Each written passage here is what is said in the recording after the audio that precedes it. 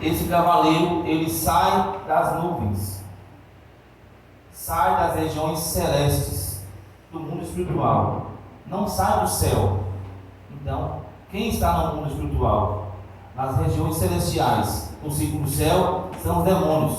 Então, são espíritos malignos que estão saindo de lá, porque Jesus sai de onde o Pai está, ele vai descer do céu, mas os espíritos estão saindo do segundo céu ao comando do anjo que está dando ordem: sai, vem. E o anjo, o serafim, está falando com voz de juízo, com voz de trombeta, dando uma ordem, porque é para trazer juízo para a terra. Depois disso que ele está saindo já montado, um espírito, um cavaleiro montado no cavalo, já sai montado. Então ele não vai se preparar mais, já está preparado desde a fundação do mundo, desde a queda de Adão, desde o pecado. Esses demônios são preparados e estão saindo aqui nesse momento, porque chegou o dia, chegou o tempo determinado. Aquela estátua que eu falei para os irmãos já estava completa, se completou, chegou os 10 dedos, agora tem autoridade para sair, para vir para a terra com voz de juízo, para tentar os que habitam sobre a terra. Depois o versículo diz que esse cavaleiro, ele também tem um arco, ele sai com um arco. Esse cavaleiro tem um arco que indica que ele tem o poder para conquistar, mas com a falsidade, porque não tem flecha. Quer dizer, ele vem enganando para não dar a pista que ele vem a destruir. Então ele vem só de um cavalo branco, mas só com o poder de conquistar, com a falsa paz. É o contrário de Jesus. Jesus vem no cavalo branco, mas não tem um arco, tem uma espada que sai na boca. A sua palavra é poderosa para aniquilar o inimigo. É o contrário desse cavaleiro que está saindo aqui, o primeiro selo. Depois ele recebe uma coroa, e foi lhe dada a coroa. Então esse cavaleiro não tem autoridade, se não for dada para ele. Ele está saindo, depois é que ele recebe a coroa. Por quê? Porque até agora ele não vai destruir ninguém. Ele vem com falsidade, mas no quarto selo é que ele se manifesta como o Espírito da Morte, o Senhor da Morte. O nome dele é Morte, e o inferno segue. O inferno são os demônios, as 4 classes de demônios: principados, potestades, dominadores de forças. Esse é o inferno que segue a morte, que é a personificação do mal, que é Satanás aqui, na verdade, é o espírito do anticristo, que está personificado. Então Jesus agora, ele vai se manifestando, mostrando a evolução do mal, porque Satanás ele está por trás de todos esses espíritos, ele está por trás de toda essa maldade. Se houve falsa paz e alguém descobriu, começa a guerra. A guerra então gera a fome, começa a travar tudo, e a fome vai gerar a morte. Então veja que é a evolução da maldade. Para cumprir o Salmo 46, ele quebra o arco, corta a lança e queima os carros. Arco é poder de conquista. Então Deus vai quebrar o poder de conquista do anticristo. Vai quebrar onde? Aqui na 7ª trombeta, no final da história. Porque quando você lê o Salmo 46, o versículo diz assim: venha ver, vinde, contemplemos as obras, que desolações, que destruição, que desaterro Deus fez na terra. Ele vai cessar a guerra, agora vai acabar a guerra, vai acabar a grande tribulação. Ele quebrou o arco, o poder de conquista, cortou a lança, o poder bélico, o poder de levar armas, porque Deus agora vai quebrar a lança e vai queimar os carros, ou seja, ele vai destruir o poder de levar esse armamento por terra, por ar e por água, porque ele quebrou todas as armas, todo o poder desse anticristo que ele recebeu. Isso é a coroa que ele recebeu. Coroa é poder, coroa é autoridade para mandar. Ele recebe de 10 reis poderosos de toda a terra, mas até chegar o dia que Deus vai quebrar o arco, cortar a lança e queimar os carros no fogo. Ou seja, por via aérea não vai mandar mais nada, porque vai destruir aviões. Por via terrestre também não vai poder chegar mais nada, porque vai dar uma destruição em massa. As estrelas já caem do céu, grandes catástrofes, terremotos e tanto flagelo que já caiu aqui, e só se vê desolação. É o Salmo 46. Esse cavaleiro do cavalo branco, ele chega com a falsa paz, com esse arco, recebe ainda depois a coroa, mas ainda não tem arma, não tem como enganar. Então ele está trazendo a falsa paz. Hoje nós vamos falar sobre esse mesmo cavaleiro já promovendo a guerra. Como é que vai acontecer essa guerra? Quando perceberem que aquela proposta de que ia acabar com a fome, ia acabar com a destruição, ia acabar com as tragédias do mundo, porque quando chegar nesse momento aqui, já está querendo implantar o número 666, já começou a perseguição, não total, porque a perseguição da igreja começa aqui no quinto selo. Por isso que as almas estão debaixo do altar, porque os santos estão morrendo, os santos estão perseguidos, a igreja, o povo de Deus.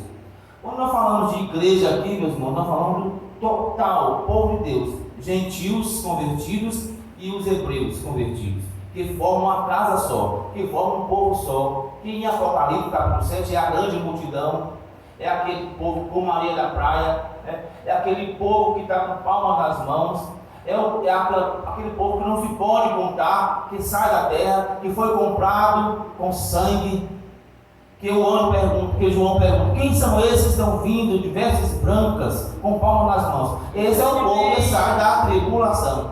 Eles estão saindo da tribulação, porque passaram por ela. Se está saindo é porque passou por ela. E a grande tribulação, para a gente entender por que a igreja vai passar, porque quem vai estar aqui não é a igreja de Filadélfia, é a igreja da Odisseia. É a igreja de Filadélfia que perdeu a fidelidade.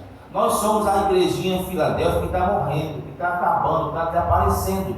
Daqui um dia você vai virar o avesso dessa igreja que era a Filadélfia, que ele estava tudo para servir Jesus, mas agora está recebendo tudo para negar Jesus. Então, quando essa igreja se incorporar nessa igreja chamada Laodiceia, é ela que está passando pela prova.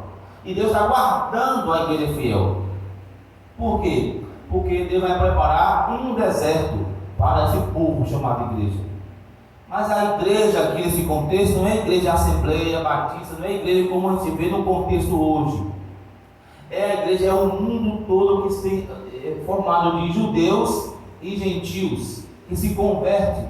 Não tem mais uma placa de igreja, não tem mais lugar para vir congregar, não tem batismo do Espírito Santo, não tem mais reuniões de oração. Está todo mundo disperso, está todo mundo fugindo de quê? De guerra, de fome e de morte. Então essa igreja, quando eu digo aqui, não é mais essa igreja formada com congregação, com pastor dirigindo, com alguém profetizando, não. É todo mundo independente, guardando a sua própria fé, se escondendo em escombros, fugindo para o deserto.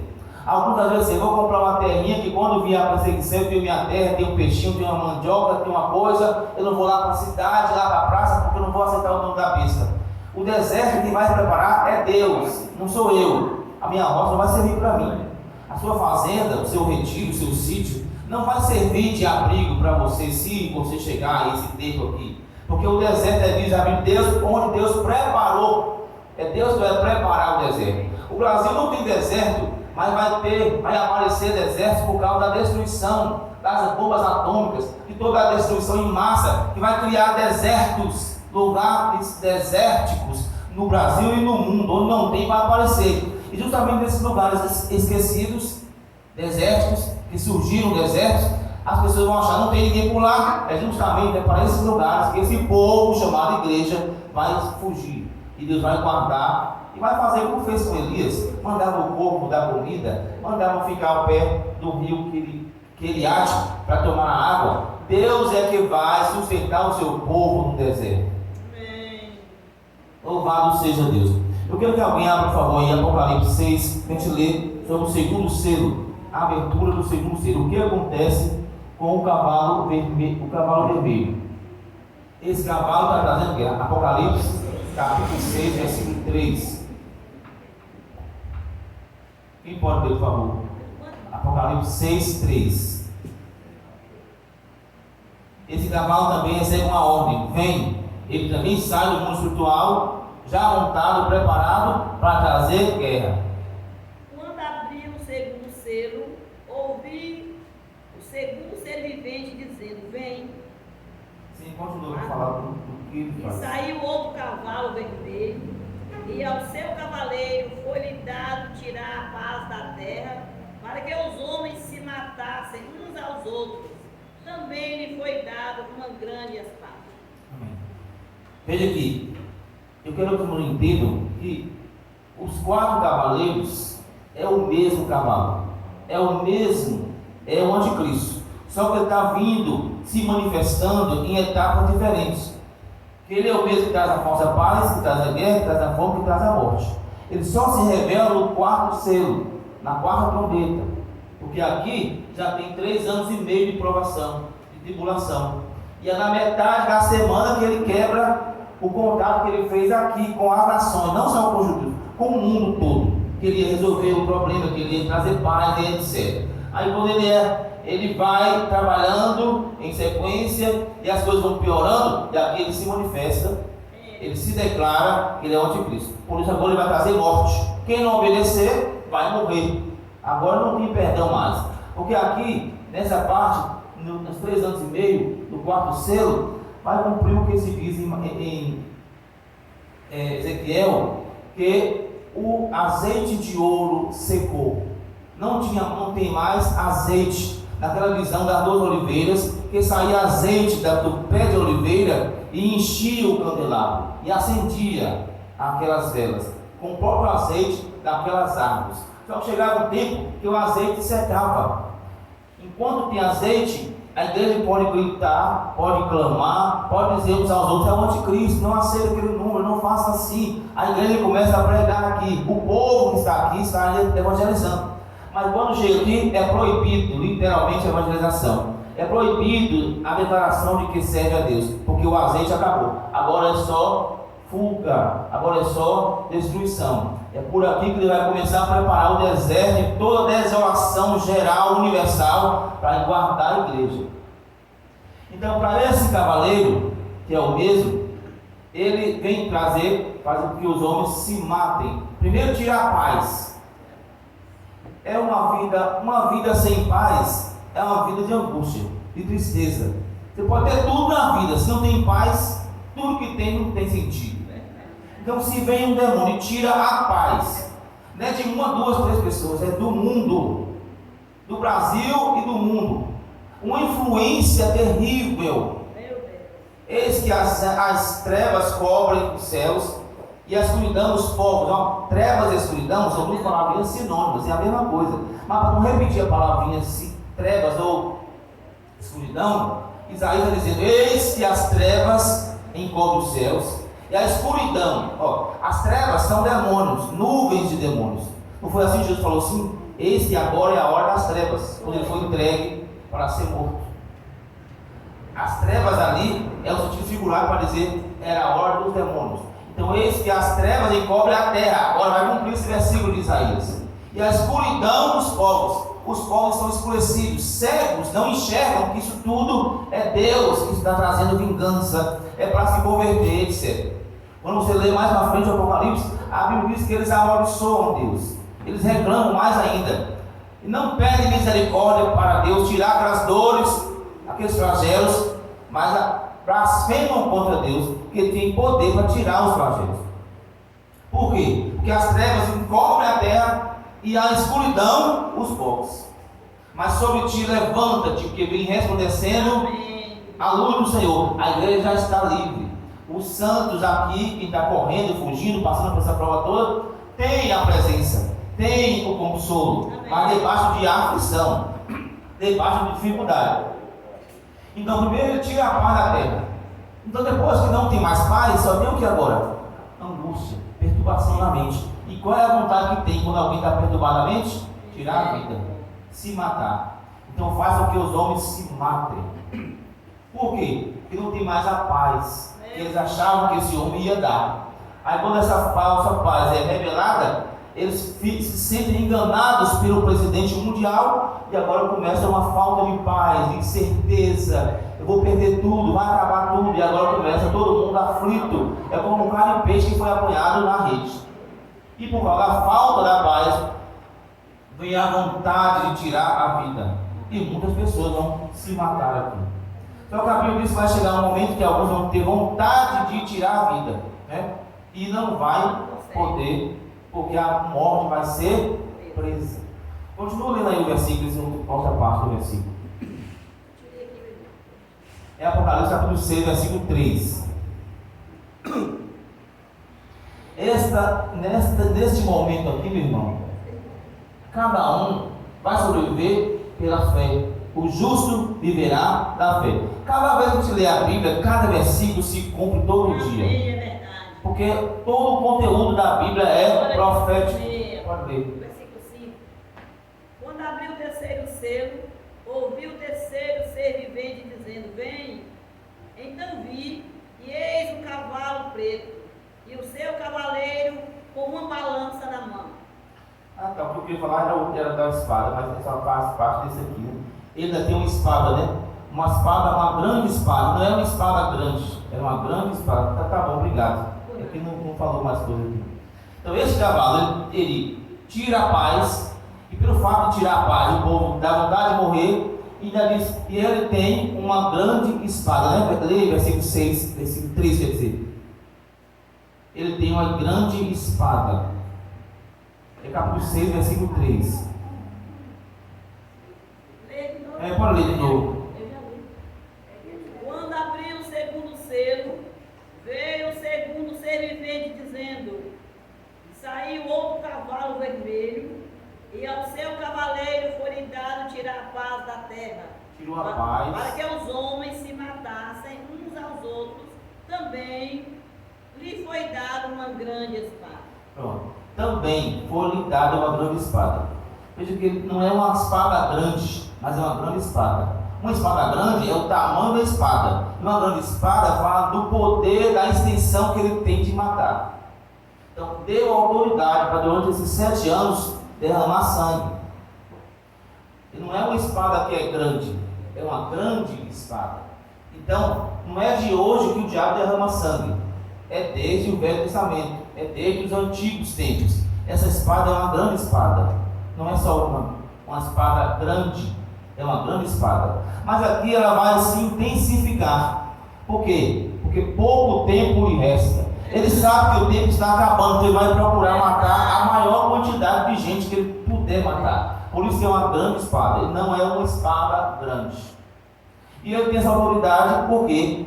Porque a Bíblia diz que o homem pegou e entregou o poder da terra para Satanás. E porque ele recebeu essa autoridade, veja que ele está recebendo, ele não tem. Primeiro ele recebeu a coroa que não tinha, e agora recebeu uma espada que não tinha. Então ele só mata porque Deus está deixando matar. Não é que ele tem poder, ele recebe a espada, ele não tinha espada. Então ele agora tirou a paz, provocou o suicídio e agora vai matar. Porque Deus deu a autoridade para matar. Se não, parava naquilo. Só tinha vontade de se suicidar. Só tinha aquela angústia da falsa paz. Mas como Deus completou a maldade, toma agora uma espada e tira mesmo o sangue, derrama sangue. Ele recebe a espada. Então em tudo você está vendo que Deus tem o controle. Deus está tendo o governo. Deus está dando o poder para que esse homem faça isso tudo. Porque é uma antiga vontade de Satanás. Eu vou subir aos céus, serei semelhante ao Altíssimo, me assentarei junto às estrelas e serei semelhante ao Altíssimo. E Deus não tirou essa vontade dele, Deus está permitindo, porque o homem se entregou a Satanás. Então ele está recebendo a autoridade. Diante disso a gente vê que tudo que está acontecendo, meu irmão, está tudo no controle de Deus. Quando alguém diz, não, a igreja não vai passar pela tribulação, não. Imagine aquela igreja do Antigo Testamento, a igreja do Novo Testamento, a primeira igreja, a igreja primitiva. Crentes mais santos que eu e do que você. A santidade daqueles crentes não compara com a nossa santidade. A nossa vida não chega aos pés daqueles irmãos que a gente aprende a viver hoje em santidade. E eles passaram, porque passaram por tanta tribulação. E nós, essa igreja cheia de problemas, cheia de dificuldade, será que não vai passar pela tribulação? Então, só por isso, por essa lógica, a gente já vê que a igreja vai passar por tribulação. E tem outra lógica. Se a igreja vai ser arrebatada aqui, então quem vai morrer aqui como mártir? Vai ressuscitar de novo? Tem que ter 2 ressurreições. Tem que ter 2 entregas de galardão de novo. Tem que ter de novo um arrebatamento final no último dia. Se o último dia for aqui, tem que ter outro último dia para ressuscitar de novo. Aí são 2 ressurreições. Então a igreja, o povo que estiver vivo nesse tempo aqui, vai passar pela tribulação. Pode ser logo, pode ser daqui 2 anos, 5 anos, 10 anos, 20 anos, não importa. O que importa é que nós temos que estar preparados. Louvado seja Deus. E os que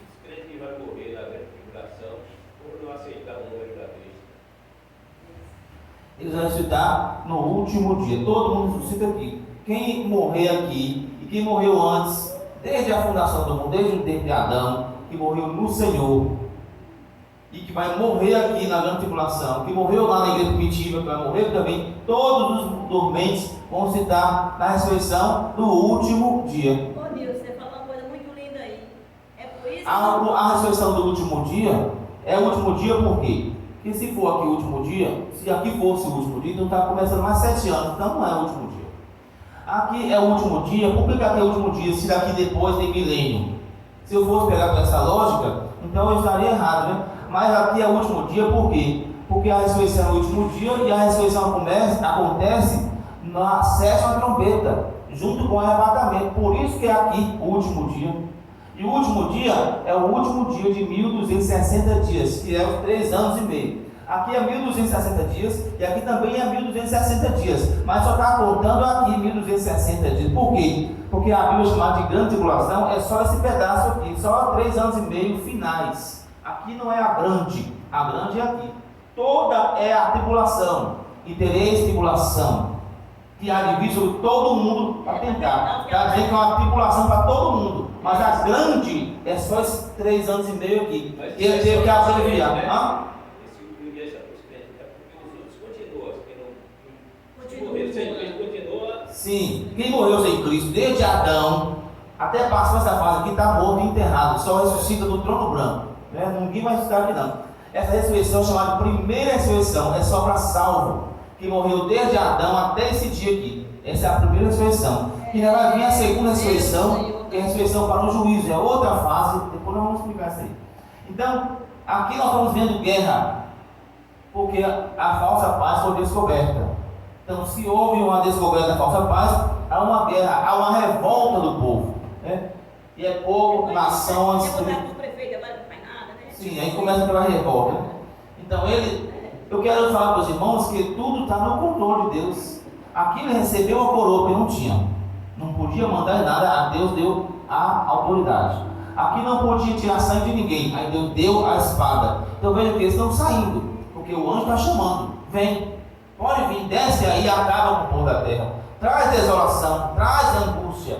É Deus por trás disso tudo, autorizando, porque o homem se entregou ao pecado e Deus está permitindo. Vamos para o terceiro selo. Vamos lá, capítulo 6, versículo 4 agora, né? Terceiro selo. Saiu outro cavalo vermelho, e o seu cavaleiro foi dado tirar a paz da terra, para que os homens se matassem uns aos outros. Também lhe foi dado uma grande espada. Tá, mas é o segundo. Agora, da fome aqui, o terceiro selo. Capítulo 4, versículo 4 ao 5. Quando abriu o terceiro selo, ouvi o terceiro ser vivente dizendo: vem. Então vi e eis um cavalo preto, e o seu cavaleiro com uma balança na mão. E ouvi como uma voz no meio, e ouvi como que voz no meio dos 4 seres viventes, dizendo: uma medida de trigo por 1 denário, 3 medidas de cevada por 1 denário, e não danifiqueis o azeite do vinho. Amém. Glória a Deus, né? Essa questão aqui da fome, porque se houve guerra, quando há uma guerra, o que acontece? O caminhoneiro não quer entregar mais nada no mercado, trava tudo, né? Os países já travam também que não vai distribuir, e já está acontecendo, nós estamos vendo isso aí, né? A Ucrânia proíbe uma coisa, o outro não recebe de lá, não manda para cá, porque aí depois que você vê essa história, você vê que todo mundo é uma rede, nós somos dependentes uns dos outros. O Brasil depende de um país, o país depende de outro, mas é uma rede. Um proíbe entregar urânio aqui, outro proíbe entregar o petróleo ali, outro proíbe entregar o trigo, entendeu? E com isso, a fome generalizada. Aí é a hora da balança. Quem tem, tem. Quem não tem, não tem. E até quem tem, o pouco que tem, é tirado. Porque não pode comprar nada. Tem dinheiro guardado, mas a prata e o ouro não vale mais nada, porque você não pode comprar. É remido o que pode comprar. Você pode comprar 10 quilos de feijão, mas não pode, porque é proibido.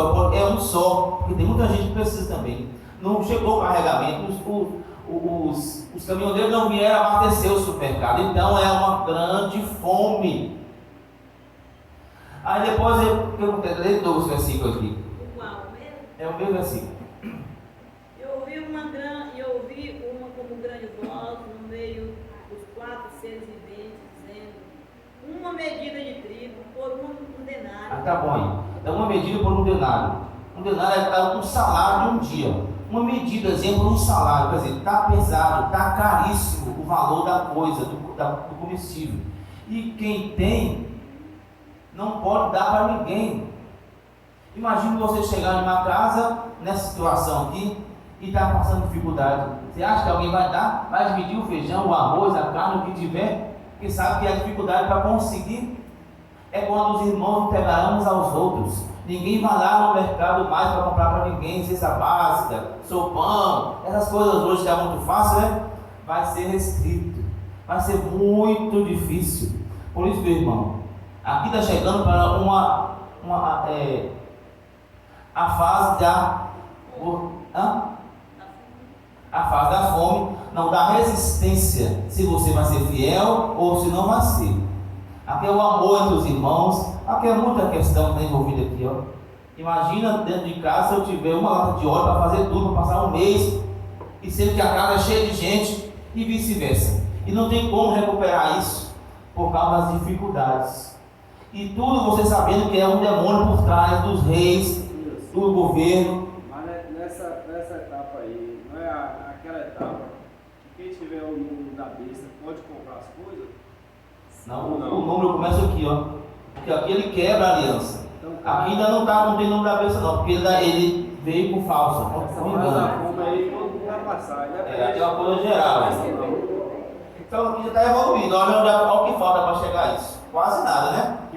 Quando termina aqui, aí sim, ele obriga a ser adorado. Ele quer ser adorado, aí começam as restrições. Só compra, só vende se tiver um número. Porque ter o número é adorar. Ter o número está na religião dele. Não existe mais igreja, acabou o pastorado, acabou o missionário, acabou a profecia, revelação, igreja montadinha, bonitinha, culto. Agora é cada um por si, Deus por todos, fugindo. Quem recebeu o número já está isento. Quem recebeu o número já está amaldiçoado, não tem mais jeito.